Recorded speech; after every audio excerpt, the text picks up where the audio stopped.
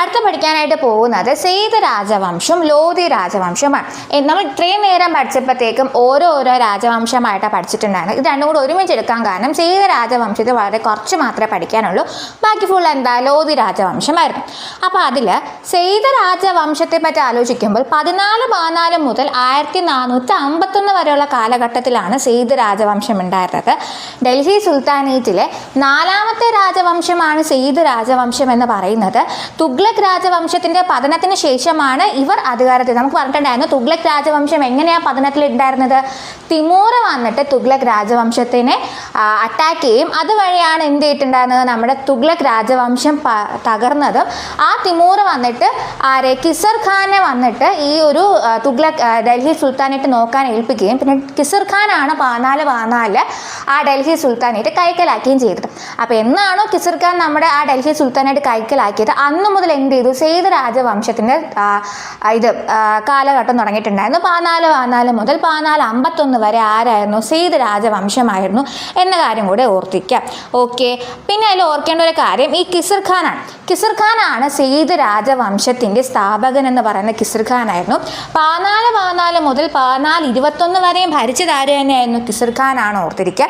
Timur India വിട്ട് പോകുമ്പോൾ തൻ്റെ പ്രതിനിധിയായിട്ട് ആരെ നിയമിച്ചു, ഈ കിസർ ഖാനെ നിയമിച്ചിട്ടുണ്ടായിരുന്നു. പിന്നെ കിസർ ഖാൻ അത് ഏറ്റെടുക്കുമായിരുന്നു. ഓർക്കേണ്ട പോയിന്റ്, സുൽത്താൻ എന്ന പദവി സ്വീകരിക്കാത്ത ഒരു ഡൽഹി സുൽത്താനായിട്ട് ഭരിച്ച ഒരു ആളാണ് ഈ കിസർ ഖാൻ. അതായത് ബാക്കിയുള്ള എല്ലാ രാജവംശം ഇതിന് ശേഷം വന്നിട്ടുള്ള ലോധി ഉൾപ്പെടെ എന്താണ് സുൽത്താൻ എന്ന സ്ഥാനപദവി എടുത്തിട്ടുണ്ടായിരുന്നു. സുൽത്താൻ എന്ന സ്ഥാനപദവി എടുക്കാത്ത ഒരേ ഒരു രാജവംശം അത് സെയ്ദ് രാജവംശമാണ് എന്നുകൂടി ഓർത്തിരിക്കുക.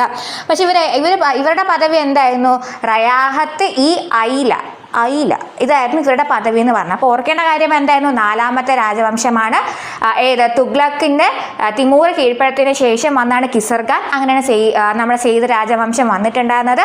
സുൽത്താൻ എന്ന പദവി ഇവർ ഉപയോഗിച്ചില്ല. അതാണ് ഏറ്റവും ഇമ്പോർട്ടൻറ്റ് പോയിന്റ് എന്ന് പറയുന്നത്. ഇനി സെയ്ദ് രാജവംശത്തിലെ അവസാനത്തെ ഭരണാധികാരിയാണ് ആലം ഷാ എന്ന് പറയുന്നത്.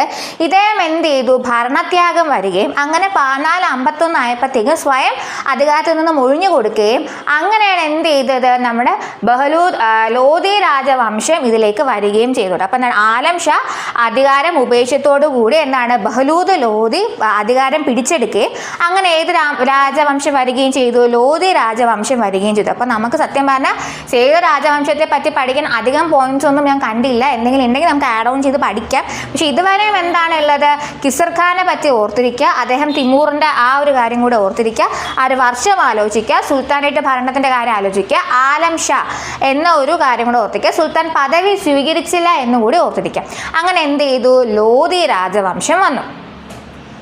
ലോധി രാജവംശത്തെ പറ്റി പറയുമ്പോൾ ലോധി രാജവംശം 1451 മുതൽ 1526 വരെയുള്ള കാലഘട്ടത്തിലാണ് ലോധി രാജവംശം ഉണ്ടായിരുന്നത്. ലോധി രാജവംശത്തിൻ്റെ സ്ഥാപകൻ എന്ന് പറയുന്നത് ബഹലൂദ് ലോധിയാണെന്ന് ഓർത്തിരിക്കുക.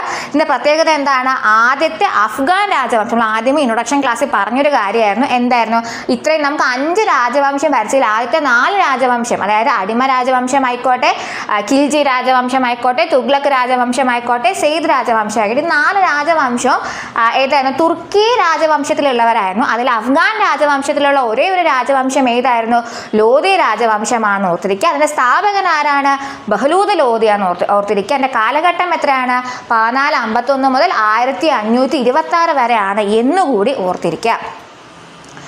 നമുക്ക് ബഹലൂദ് ലോധിയെ പറ്റി പഠിക്കാനുണ്ടെങ്കിൽ നമുക്ക് സിക്കന്ദർ ലോധിയെ പറ്റി പഠിക്കണം. എന്താണ് സിക്കന്ദർ ലോധി എന്ന് പറയുന്നത്, 1489 മുതൽ 1517 വരെ ഭരിച്ചിട്ടുള്ള ലോധി രാജവംശത്തിലെ ഏറ്റവും ശക്തനായിട്ടുള്ള ഭരണാധികാരിയാണ് സിക്കന്ദർ ലോധി എന്ന് പറയുന്നത്. ആഗ്ര നഗരത്തിൻ്റെ സ്ഥാപകൻ ചോദിക്കും, ആഗ്ര നഗരത്തിൻ്റെ സ്ഥാപകൻ ആരായിരുന്നു, സിക്കന്ദർ ലോധിയാണ് എന്നുകൂടി ഓർത്തിരിക്കുക. തലസ്ഥാനം എന്തിലേക്ക് മാറ്റി, ഡൽഹിയിൽ നിന്നും ആഗ്രയിലേക്ക് മാറ്റി. അപ്പോൾ തലസ്ഥാനം അത്രയും നേരം വച്ചേക്ക് ഡൽഹി ചുറ്റുപറ്റി ആയിരുന്നു. ആദ്യം ലാഹോറാണ്, ലാഹോർ പിന്നെ ഡൽഹിയിലാക്കി. ഡൽഹി ദേവഗിരി ആക്കാനായിട്ട് ആര് ശ്രമിച്ചിട്ടുണ്ടായിരുന്നു, നമ്മുടെ ആരായിരുന്നു, മുഹമ്മദ് ബിൻ തുഗ്ലക്കൊക്കെ ശ്രമിച്ചിട്ടുണ്ടായിരുന്നു. പക്ഷെ വീണ്ടും ഡൽഹി തന്നെ ആയിട്ടുണ്ടായിരുന്നു. അതിനുശേഷം ഡൽഹിയിൽ നിന്നും ആഗ്രയിലേക്ക് മാറ്റിയത് ആരായിരുന്നു, സിക്കന്ദർ ലോധിയാണ് എന്നുകൂടി ഓർത്തിരിക്കുക.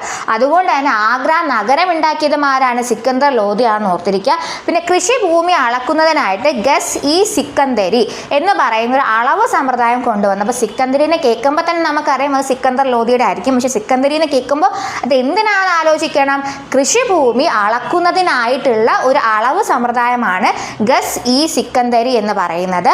അതിനോടൊപ്പം തന്നെ എന്താണ്, ഗുൽ രുഹി എന്ന് പറയുന്ന തൂലിക നാമത്തിൽ അദ്ദേഹം പെർഷ്യൻ കവിതകൾ എഴുതിയിട്ടുണ്ട് എന്നുകൂടി ഓർത്തിരിക്കുക. അപ്പോൾ ലോധി രാജവംശത്തിലെ ഏറ്റവും ശക്തനായിട്ടുള്ള ഭരണാധികാരിയാണെന്ന് ഓർത്തിരിക്കണം.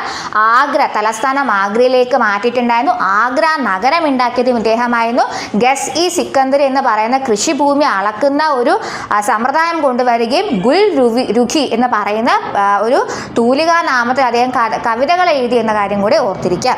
അത് കഴിഞ്ഞിട്ട് സിക്കന്ദർ ലോധിയെ പോലെ ഇമ്പോർട്ടൻ്റ് ആയിട്ടുള്ള അടുത്തൊരു രാജാവാണ് ഇബ്രാഹിം ലോധി എന്ന് പറയുന്നത്. ഡൽഹി സുൽത്താനേറ്റിലെ അവസാനത്തെ ഭരണാധികാരിയാണ് ഈ ഇബ്രാഹിം ലോധി എന്ന് പറഞ്ഞത്. ലോധി രാജവംശത്തിൻ്റെ അവസാനത്തെ ഭരണാധികാരി മാത്രമല്ല, ഹോൾ ഡൽഹി സുൽത്താനേറ്റിലെ അവസാനത്തെ ഭരണാധികാരിമാർ തന്നെയാണ് ഇബ്രാഹിം ലോധിയാണെന്ന് ഓർത്തിരിക്കുക. എന്തുകൊണ്ട്, ഈ ഡൽഹി സുൽത്താൻ നമ്മൾ തുടങ്ങിയ ക്ലാസ്സിൽ പറഞ്ഞിട്ടുണ്ടായിരുന്നു, ഡൽഹി സുൽത്താനേറ്റിൻ്റെ കാലയളവ് എപ്പോഴായിരുന്നു, 1206 മുതൽ 1526 വരെ എന്ന് പറഞ്ഞിട്ടുണ്ടായിരുന്നു. അവർ വന്നത് എങ്ങനെയായിരുന്നു, തറയിൽ യുദ്ധം അല്ലെങ്കിൽ താനേ യുദ്ധം വഴിയാണ് അവർ വന്നിട്ടുണ്ടായെന്ന് നമ്മൾ പറഞ്ഞിട്ടുണ്ടായിരുന്നു. അതേസമയം അവർ എങ്ങനെയാണ് പോയത് നമ്മൾ പറഞ്ഞിട്ടുണ്ടായിരുന്നു, മുഗൾ രാജഭരണാധികാരി ആയിട്ടുള്ള ബാബറിൻ്റെ അറ്റാക്കായിട്ടുള്ള 1-ാം പാനിപ്പട്ട് യുദ്ധമാണ്. അപ്പോൾ 1526 1-ാം പാനിപ്പട്ട് യുദ്ധം വരുന്നത്. അപ്പോൾ അത് ആരുമായിട്ടായിരുന്നു, ആ ബാബർ വന്നിട്ട് ഇബ്രാഹിം ലോധി ആയിട്ടായിരുന്നു ഉണ്ടായിരുന്നത്. അങ്ങനെയാണ് നമ്മൾ ഡൽഹി സുൽത്താനേറ്റ് അവിടെ അവസാനിച്ചിട്ട് ഏത് ഭരണം വരുന്നത്, മുഗൾ രാജഭരണം വരുന്നത് എന്നുകൂടി ഓർത്തിരിക്കുക. ഇനി ഓർക്കേണ്ട വേറൊരു പോയിന്റ് എന്ന് പറയുന്നത്, യുദ്ധക്കളത്തിൽ വെച്ച് കൊല്ലപ്പെട്ട ഏക ഡൽഹി സുൽത്താനാണ് ഇദ്ദേഹം എന്നുകൂടി ഓർത്തിരിക്കുക. അപ്പോൾ ഓർക്കേണ്ട പോയിന്റ് എന്താണ്, അദ്ദേഹം യുദ്ധക്കളത്തിൽ വെച്ച് കൊല്ലപ്പെട്ട ഏക ഡൽഹി സുൽത്താനാണ് ഇബ്രാഹിം ലോധി എന്ന കാര്യം ഓർത്തിരിക്കുക.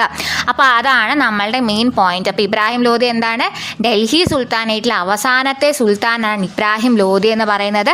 1526 നമ്മുടെ ബാബറുമായിട്ടുള്ള 1-ാം പാനിപ്പട്ട് യുദ്ധത്തിൽ യുദ്ധക്കളത്തിൽ വെച്ച് കൊല്ലപ്പെട്ട ഏക ഡൽഹി സുൽത്താനുമായിരുന്നു ഇബ്രാഹിം ലോധി എന്ന് ഓർത്തിരിക്കുക. അതോടുകൂടി നമ്മൾ ഡൽഹി സുൽത്താനേറ്റ് അവിടെ അവസാനിച്ചിട്ട് ഏത് രാജവംശം വന്നു, മുഗൾ രാജഭരണം വന്നു എന്ന് ഓർത്തിരിക്കുക. അപ്പോൾ ഓർക്കേണ്ട കാര്യം, 1192 2-ാം തറയിൻ യുദ്ധത്തിൽ നിന്നുമാണ് ഡൽഹി സുൽത്താനേറ്റിൻ്റെ ആരംഭം എന്ന് പറയുന്നത്. 1526 1-ാം പാനിപ്പട്ട് യുദ്ധത്തോടു കൂടി ഡൽഹി സുൽത്താനേറ്റ് അവസാനിച്ചു എന്നുകൂടി ഓർത്തിരിക്കുക. ഇനി അതോടുകൂടി നമുക്ക് ഇനി പഠിക്കാനുള്ളത്, അടുത്ത ക്ലാസ് മുതൽ പഠിക്കാനുള്ളത് മുഗൾ രാജഭരണമായിരിക്കും. അതിന് മുമ്പ് നമുക്ക് ഡൽഹി സുൽത്താനേറ്റിൻ്റെ ഭരണ സംവിധാനം എങ്ങനെയൊക്കെ ആയിരുന്നു എന്നൊന്നും ഒരു ബേസിക് ഐഡിയ വേണം. അപ്പോൾ അതിൽ ഭരണത്തിൻ്റെ തലവൻ എപ്പോഴും ആരായിരിക്കും, സുൽത്താനായിരിക്കും. എല്ലാ വിധത്തിലുള്ള രാഷ്ട്രീയവും സൈനികവും നീതിന്യായമായിട്ടുള്ള എല്ലാ അധികാരങ്ങളും ആർക്കായിരിക്കും ഉണ്ടാവുക, സുൽത്താനായിരിക്കും ഉണ്ടാവുക. പക്ഷേങ്കിൽ അദ്ദേഹത്തിൻ്റെ ഭരണത്തിൽ നമുക്കറിയാം ഓരോ വകുപ്പുകൾ ഉണ്ടായിരുന്നു, കുറേ മന്ത്രിമാരും ഉദ്യോഗസ്ഥരൊക്കെ സഹായിക്കാനുണ്ടെങ്കിലും മെയിൻ ആൾ ആരെപ്പോഴും ആരായിരിക്കും, തലവനായിരിക്കും എന്നുകൂടി ഓർത്തിരിക്കുക. ഇനി പ്രവിശ്യാ ഭരണവും ഉണ്ടായിരുന്നു, അതുപോലെ തന്നെ പ്രാദേശിക ഭരണം ഉണ്ടായിരുന്നു. പ്രവിശ്യകൾ നമുക്കറിയാം പ്രവിശ്യകൾ മൊത്തവും സാമ്രാജ്യത്തിന് പ്രവിശ്യകളായിട്ട് തിരിച്ചിട്ടുണ്ടാവും. ഈ പ്രവിശ്യകൾ നമ്മൾ ഇക്തകൾ എന്ന് വിളിക്കാറുണ്ട്. ഓരോ ഇക്താസിൻ്റെ തലവന്മാരായിരുന്നു മുഖ്തികൾ അല്ലെങ്കിൽ വാലിമാർ എന്നാണ്. അപ്പോൾ ആരാണ് വാലീസ് എന്ന് ചോദിച്ചു കഴിഞ്ഞാൽ, പ്രവിശ്യയുടെ അല്ലെങ്കിൽ ഇക്തകളുടെ തലവന്മാരെ വിളിക്കുന്ന പേരാണ് വാലീസ് അല്ലെങ്കിൽ വാലിമർ അല്ലെങ്കിൽ മുക്തികൾ എന്നുകൂടി ഓർത്തിരിക്കുക. അത് കഴിഞ്ഞിട്ട് പ്രാദേശിക ഭരണവും ഉണ്ടായിരുന്നു.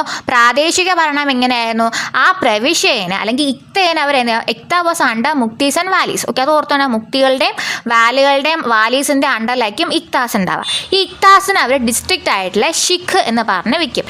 ഈ ഷിഖിൻ്റെ തലവൻ ആരാണ്, ഷിഖ്ദാർ. എളുപ്പമുണ്ടല്ലോ, പ്രവിശ്യേനെ ഷിഖ് കുഞ്ഞു കുഞ്ഞായിട്ടുള്ള ഡിസ്ട്രിക്റ്റുകളായിട്ടുള്ള ഷിഖായിട്ട് മാറ്റിയിട്ടുണ്ടാവും. ആ ഷിഖിൻ്റെ തലവനാണ് ഷിഖ്ദാർ എന്ന് പറയുന്നത്. ആ ഷിഖുകൾ എന്ത് ചെയ്യുന്നു, സബ് ഡിസ്ട്രിക്റ്റ് ആയിട്ട് പർഗാനയായിട്ട് മാറ്റുന്നുണ്ടാവും. പർഗാനയുടെ തലവൻ ആരായിരിക്കും, ആമിലായിരിക്കും. ആമിലാണ് പർഗാനയുടെ തലവൻ എന്ന് പറയുന്നത്. ഈ പർഗാനകളെ വീണ്ടും എന്തായിട്ട് ക്ലാസിഫൈ ചെയ്യും, ഗ്രാമമായിട്ട് ക്ലാസിഫൈ ചെയ്യുന്നുണ്ടാവും. ആ ഗ്രാമത്തിൻ്റെ കാര്യങ്ങൾ നോക്കുന്ന ആരായിരിക്കും, ചൗധരി അല്ലെങ്കിൽ മുഖടം അല്ലെങ്കിൽ മുഖദം ആണെന്നും കൂടി ഓർത്തിരിക്കുക. ഗ്രാമ തലവനെ വിളിക്കുന്ന പേരാണ് ഇത് ചൗധരി അല്ലെങ്കിൽ മുഖദം എന്ന് പറയുന്നത്. പിന്നെ എന്താണ്, ഓരോ ഗ്രാമത്തിലും കണക്ക് പിള്ള ഉണ്ടാവും. ആ കണക്ക് പിള്ളയാണ് ആര്, പട്വാരി എന്ന് പറയുന്നത്. അപ്പോൾ ഓർക്കേണ്ട കാര്യം, മെയിൻ പ്രവിശ്യകൾ ഉണ്ടാവും. പ്രവിശ്യകളുടെ കാര്യം അല്ലെങ്കിൽ ഇക്തകളുടെ കാര്യം നോക്കുന്ന മുഖത്തീസ് അല്ലെങ്കിൽ വാലീസ് ആണെന്ന് ഓർത്തിരിക്കുക. പ്രവിശ്യകളെ എന്തായിട്ട് വെക്കുന്നു? ഷിഗുകളായിട്ട് വെക്കുന്നു. ഷിഗിനെ വീണ്ടും പർഗാനയായിട്ട് വെക്കുന്നു. പർഗാനനെ വീണ്ടും ഗ്രാമമായിട്ട് നോക്കുന്നു. അപ്പോൾ ഷിഗ്, പർഗാന, ഗ്രാമം. ഷിഗ്, പർഗാന, ഗ്രാമം. ഷിഗ് ഷിഗ്ദാറായിരിക്കും നോക്കുന്നുണ്ടാവുന്നത്. പർഗാന വന്നിട്ട് ആമിലായിരിക്കും. പർഗാന, ആമിൽ.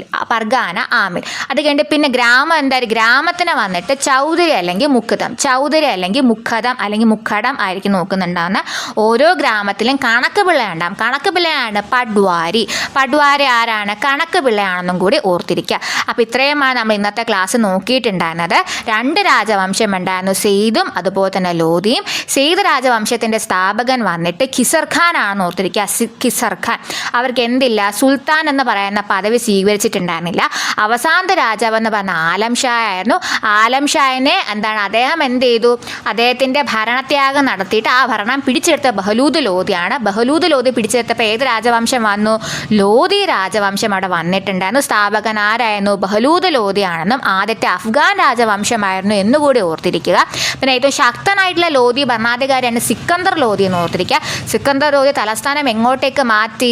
ഡൽഹിയിൽ നിന്നും ആഗ്രയിലേക്ക് മാറ്റിയിട്ടുണ്ടായിരുന്നു. അങ്ങനെ ആഗ്ര നഗരം പണികൽപ്പിച്ചതും സിക്കന്ദർ ലോധിയാണെന്ന് ഓർത്തിരിക്കുക. ഗസ് ഈ സിക്കന്ദരി എന്ന് പറയുന്ന കൃഷിഭൂമി അളക്കുന്ന സമ്പ്രദായം കൊണ്ടുവന്നു.